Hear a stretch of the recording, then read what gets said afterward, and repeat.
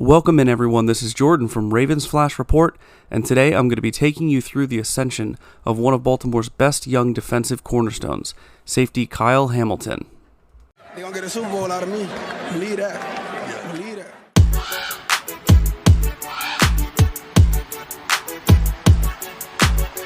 I'm a Raven. It's on.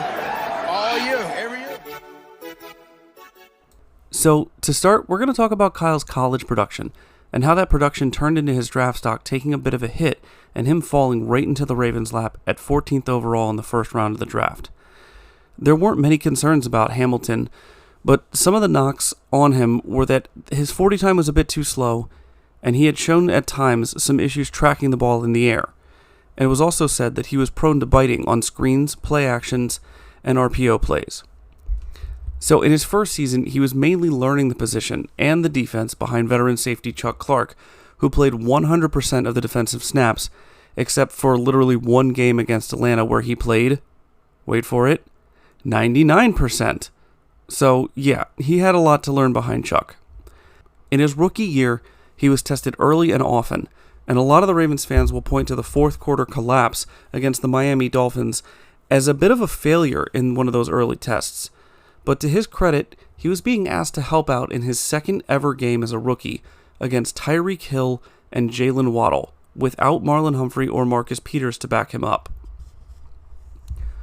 We saw his number of snaps drop from 42 in Game 1 and 38 in Game 2 to 16, 17, and 14 in Games 3, 4, and 5. Now, some Ravens fans were only calling him a bust, a fact that I find hilarious, due to the known difficulty of transitioning from college to the NFL as a safety. I feel like the coaching staff knew his potential and knew what he was capable of, but we're still just kind of trying to figure out how to best utilize him in the defense. Enter Week 6. His snap count went back out to 29, or 45% of the defensive snaps. And you may be asking, what changed? Well, Marcus Williams dislocated his wrist in the game against Cincinnati the week before, and would go on to miss the next 7 weeks. During those 7 weeks, Kyle Hamilton was forced to learn and adapt his skill set along with the coach's help to become a key player and one of the best rookie safeties in the league.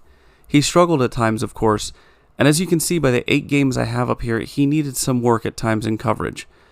But by the end of his rookie season, Kyle Hamilton was rated by Pro Football Focus as the highest graded rookie safety since 2014 with a score of 77.5. I don't know how he continues to constantly improve when it seems that every week he was lined up in almost every conceivable position on the defense and still was making plays on the ball, making open field tackles, and hanging in there every single play. Just for fun, I have up here his rookie coverage numbers and pass rush numbers.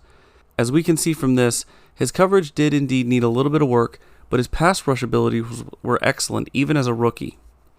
Now, I say just for fun, but of course we're going to go ahead and compare these numbers, as limited as our sample size might be, to the numbers he's put up so far in 2023. This is why I'm telling you that he is constantly getting better and adding things to his repertoire. His pass rush numbers are almost equal already to his entire rookie season through 3 games, and his pass coverage has become much better, and at the pace that he's on, he's looking like an all-pro. Since the 2012 season, the Ravens have had 8 starting strong safeties, and I wanted to go through their impact statistically with you, starting with everyone's favorite Patriot punisher, Bernard Pollard. So in 2012, Bernard Pollard had 2 sacks, 6 tackles for loss, 3 QB hits, 9 passes defended, and a forced fumble. So I'm not going to go through each of these guys with you, but I'm going to have them up on the screen as I talk about some of their impact and how I believe that Kyle Hamilton is sort of a hybrid, because some of these guys that you'll see up here, I mean, James Ahedebo, he had 11 passes defended, 3 interceptions, 2 forced fumbles, but no sacks. Then we get up to Matt Elam. Sorry about that. Got to show him. Anyway, moving on, you got Will Hill, who, again, he was kind of a hit stick, but he wasn't really someone that stood out. And then Eric Weddle, which, looking at his numbers, he was more of a free safety the whole time anyway. And then Tony Jefferson, excellent first season, Second season, you definitely see a bit of the drop-off there. And then in 2019, we had Earl Thomas, where the off-the-field stuff, it was a bit of a interesting situation. But on the field, he definitely performed, except for, tackling Derrick Henry. Then we get to the 3 years of Chuck Clark, where, statistically speaking, he's kind of all over the place. His first season in the starting role, you could kind of tell there was maybe a learning curve for him. And his second season as a starter in 2021, he improved greatly as far as his coverage. And then in 2022, his role changed significantly, not only with Marcus Williams coming in, but also the use of Kyle Hamilton. So I have a feeling that kind of took a hit to his numbers. And so clearly Kyle has shown that he has the right stuff to be the starting strong safety for this Baltimore Ravens team, but his true strength, in my opinion, still lies in his versatility.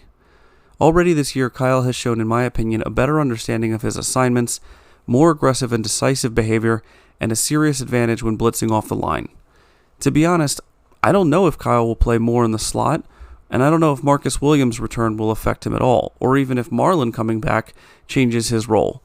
All I know is that I feel confident that wherever Kyle lines up, he's going to continue to grow and exceed expectations with every passing game. So guys, I want your input on this question. Where do you think Kyle Hamilton is most impactful for this Ravens defense?